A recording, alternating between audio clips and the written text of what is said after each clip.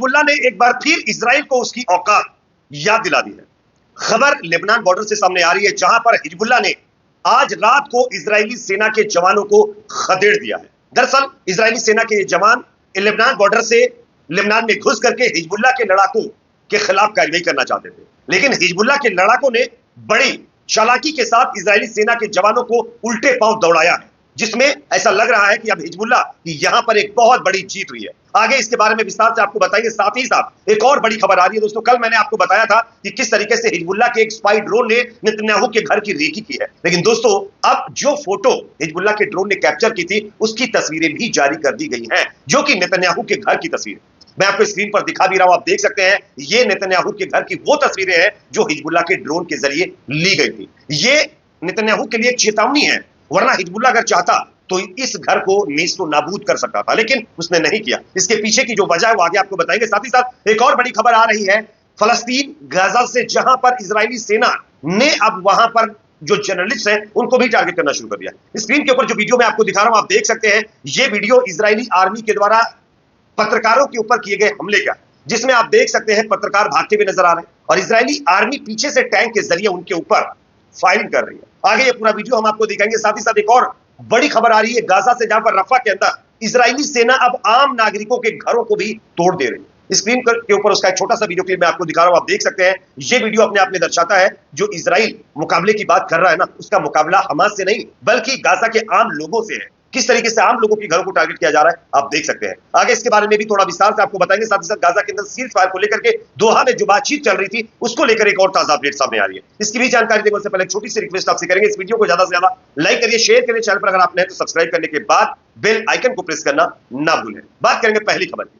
आप सब जानते हैं कि हिजबुल्लाह और इजराइल के बीच जो मुकाबला है वो खतरनाक लेवल पर पहुंच गया है। दोनों तरफ से जबरदस्त तरीके से एक दूसरे के ऊपर कार्रवाई की जा रही है। कल हिजबुल्लाह ने 50 से ज्यादा रॉकेट इजराइल के ऊपर फेंके, जिसके चलते इजराइल के कई इलाकों में भारी नुकसान हुआ। उसके बाद रात को इजरायली आर्मी ने एक ऑपरेशन चलाने की कोशिश की है लेबनान में घुस करके, जिसके लिए इजरायली आर्मी की एक टुकड़ी लेबनान बॉर्डर के जरिए लेबनान के अंदर प्रवेश करना चाहती थी और उसको हिजबुल्लाह के लड़ाकों ने बड़ी चालाकी से खदेड़ दिया। मैं आपको स्क्रीन पर टाइम्स ऑफ इजराइल की खबर दिखा रहा हूं। खुद इजरायली मीडिया का यह कहना है कि हिजबुल्लाह ने आईडीएफ सैनिकों को खदेड़ दिया जिन्होंने क्षेत्र में प्रवेश करने की कोशिश की थी। यह अपने आप में हिजबुल्लाह की बहुत बड़ी जीत बताया जा रहा है, क्योंकि हिजबुल्लाह के लड़ाके इतने चौकन्ने थे कि वो भनक लगते ही इजरायली आर्मी को उन्होंने खदेड़ दिया और वहां से इजरायली आर्मी के जवान बताया जा रहा है कि उल्टे पांव भागे जान बचाकर।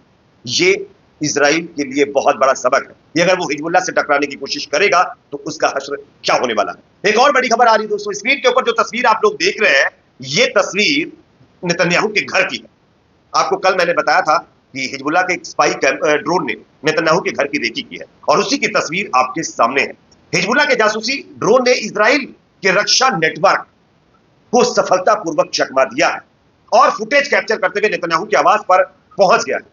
हिजबुल्लाह संभावित रूप से नेतन्याहू की हत्या के लिए एक विस्फोटक ड्रोन लॉन्च करने की क्षमता रखता है, यह उसने दिखा दिया।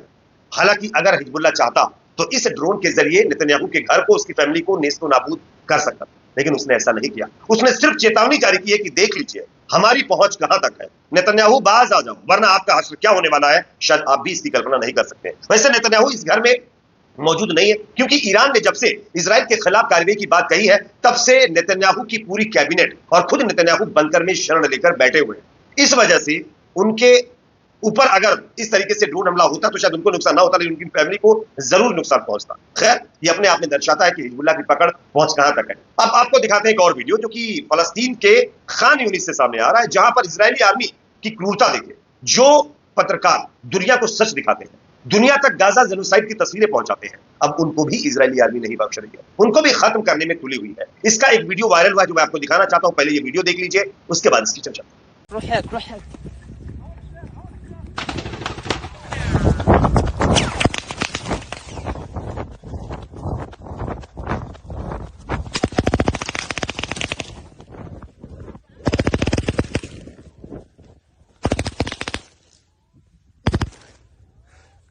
يا رب يا رب يا رب يا رب شو ابراهيم اشهد ان لا اله الا الله محمد رسول الله اشهد ان لا اله الا الله محمد رسول الله رجل بحت من فتحي أشهد أن لا إله إلا الله.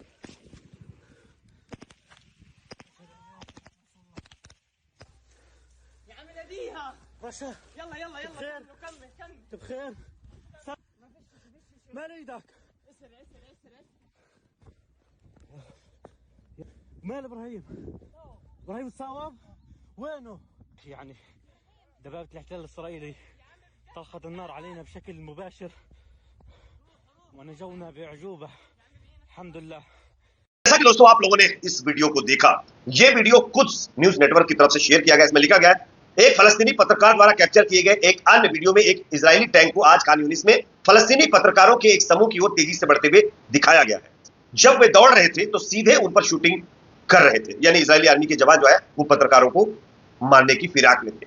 इस हमले में पत्रकार सलमा अल कदौमी की पीठ और इब्राहिम मुहर्रिब की जो है की पीठ पर जो जाकर के गन लगी है, जिसके चलते वो घायल हो गए हैं। फिलहाल वो हॉस्पिटल में एडमिट है, जिनका ट्रीटमेंट किया जा रहा है। अब इस वीडियो के सामने आने के बाद एक चीज तो स्पष्ट हो गई है कि इजराइल की जो सेना है वो गाजा के अंदर आम लोगों को तो निशाना बना ही रही है, साथ ही साथ आम लोगों पर हो रहे अत्याचार को दिखाने वाले पत्रकारों को भी नहीं बख्श रही है। इसलिए अब तक सैकड़ों पत्रकारों को गाजा के अंदर खत्म किया जा चुका है, वो भी इजरायली आर्मी के द्वारा जानबूझकर।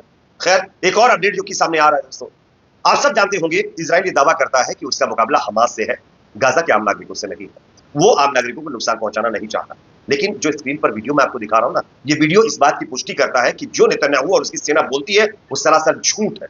जो वीडियो आप देख रहे हैं इसमें एक आम फलस्तीनी नागरिक का घर है, एक आम गाजा के व्यक्ति का घर है, जिसको इजरायली आर्मी के द्वारा बिल्डोजर से जमींदोज किया जा रहा है।